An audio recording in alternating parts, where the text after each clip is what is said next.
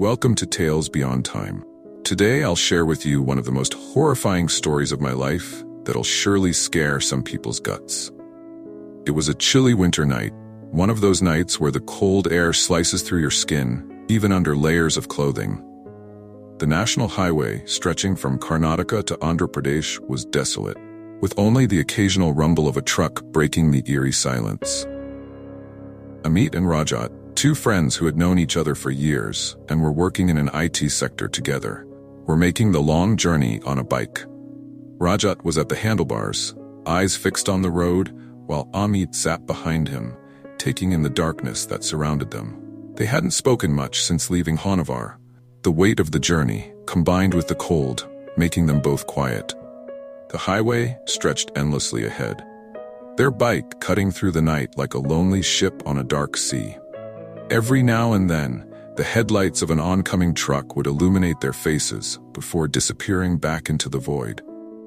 Amit's thoughts wandered as the cold wind whipped past them, his eyes occasionally catching glimpses of roadside shrines and shadowy trees swaying in the wind. But then, something strange happened. Rajat, who had been focused on the road, suddenly turned his head, almost a full 90 degrees to his side. Amit noticed the odd movement and leaned forward. "What's up?" he asked, his voice barely audible over the roar of the wind. Rajat didn't respond. His eyes were wide, his face pale, almost drained of color. His expression wasn't just one of surprise. It was fear, raw and unmistakable. Amit's stomach twisted with unease. "Rajat, what's happening?" Amit asked again, this time louder, hoping to snap him out of whatever trance had overtaken him. Still, Rajat didn't say a word. He kept his eyes locked on something on the side of the road that Amit couldn't see. After what felt like an eternity, Rajat finally spoke, his voice low and trembling. "Just shut up. Don't ask anything." Amit's heart raced as panic began to creep in. His mind conjured up possibilities, but none of them made sense. What was Rajat seeing? Why wasn't he speaking? For the next 10 minutes, the bike raced down the highway, the tension thickening with every second. Amit couldn't shake the unsettling feeling that something was terribly wrong. The way Rajat's face looked, white as a sheet, eyes fixed in horror, was enough to send chills down his spine. He wanted to look, to turn his head and see what had terrified Rajat so much, but something inside him told him not to. Finally, in the distance, a dim light flickered.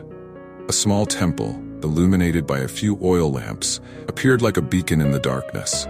Rajat immediately slowed the bike, steering it toward the light. He brought the bike to a halt near the temple's entrance, and before Amit could ask any more questions, Rajat dismounted and walked straight toward the temple, his legs shaky. Amit followed, his confusion mounting with every step. As they approached, an old man who seemed to have been waiting for something stood near the entrance. His wrinkled face was calm, but his eyes held a knowing look. "You saw her, didn't you?" the old man asked, his voice barely a whisper. Rajat didn't answer, but the look on his face said it all.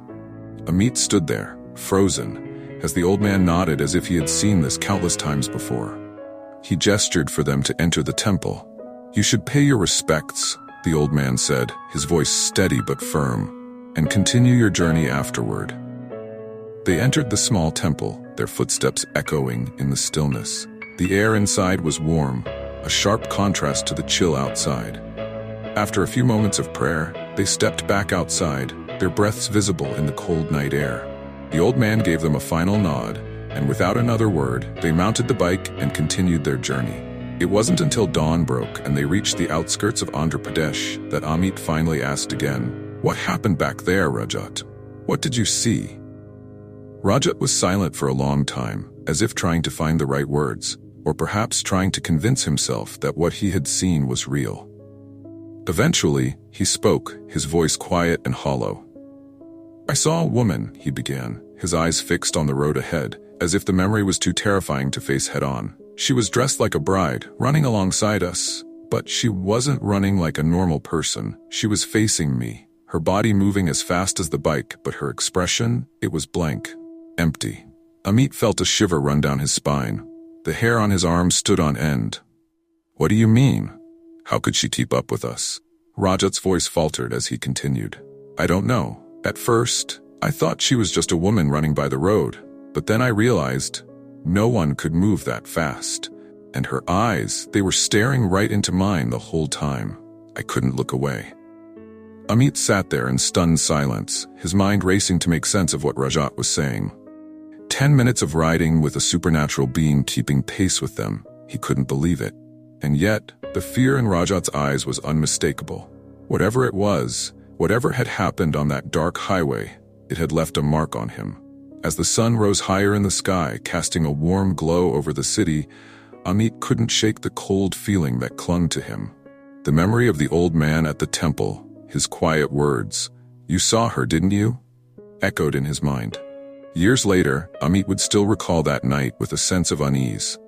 Though he had seen nothing himself, the terror on Rajat's face and the cryptic words of the old man had left him with a deep, unsettling belief in the unknown. Sometimes on long, dark roads, he would find himself glancing over his shoulder, half expecting to see the empty face of the bride running beside him. If you like our stories, please subscribe and hit the bell icon and share it with your friends.